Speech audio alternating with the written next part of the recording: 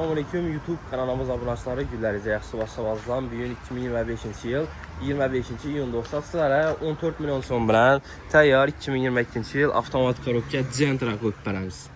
Metan qazları bu 61.000 km/h, kraskələri taza, Amerikanki optera faralar qoyulğan, 4 dənə yumşaq boş balon, əldə aynalarına sonsuz açda plonkələr vurulğan, 2 dənə korpolikdə döşəliyən metan qazları pokoleniya.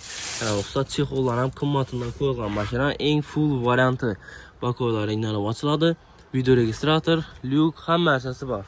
Avtomatik korobka maşinamız dostlar. 2022-ci il təyyar maşina. Son qısımlara taza durdu.